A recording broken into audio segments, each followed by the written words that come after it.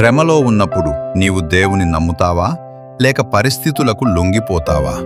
స్ముర్నలో ఉన్న సంగపు దూతకు ఈలాగు వ్రాయుము: మొదటివాడును కడపటివాడునయుండి మృతుడై మరల బ్రతికినవాడు అతడే యేసుక్రీస్తు.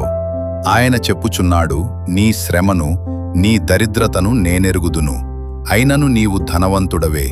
నీకు కలుగుతున్న దూషణను నేనెరుగుదును. నీవు పొందబోవు శ్రమలకు భయపడకుము. ఇదిగో, అపవాది మీలో కొందరిని చెరలో వేయించును.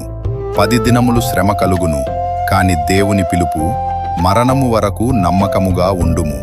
వాగ్దానం: నేను నీకు జీవకిరీటమిచ్చెదను, మరియు జయించువాడు రెండవ మరణము వలన ఏ హానియూ పొందడు. చెవులు ఉన్నవాడు వినుగాక. ప్రియులారా, ఈ సందేశం వాళ్లకే కాదు, మనకు. నీవు శ్రమలో ఉన్నావా? దేవుడు చూస్తున్నాడు. నీవు బాధలో ఉన్నావా? దేవుడు తెలుసుకుంటున్నాడు.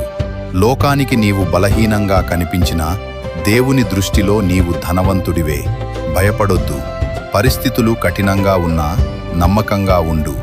నిజమైన విశ్వాసం సౌఖ్యంలో కాదు, శ్రమలో కనిపిస్తుంది. ఇప్పుడు ప్రశ్న నీకు: శ్రమలో ఉన్నప్పుడు నిలబడతావా లేక భయపడి వెనక్కి తగ్గుతావా? నీవు నమ్మకంగా ఉంటే జీవకిరీటము నీకోసం సిద్ధంగా ఉంది. నీవు జయిస్తే రెండవ మరణం నీపై ప్రభావం చూపదు. ఇప్పుడు నిర్ణయం నీది. యేసుక్రీస్తు పిలుస్తున్నాడు, భయపడకు, నమ్మకంగా ఉండు. కానీ నమ్మకంగా ఉండటం మాత్రమే సరిపోతుందా? సత్యంలో నిలబడకపోతే ఏమవుతుంది? లోక ఒత్తిడిలో మనం మారిపోతే? ఇదే ప్రశ్నకు సమాధానం పెర్గము సంఘానికి దేవుడిచ్చిన సందేశంలో ఉంది. అక్కడ నమ్మకం ఉంది, కానీ కొన్ని తప్పులు కూడా ఉన్నాయి.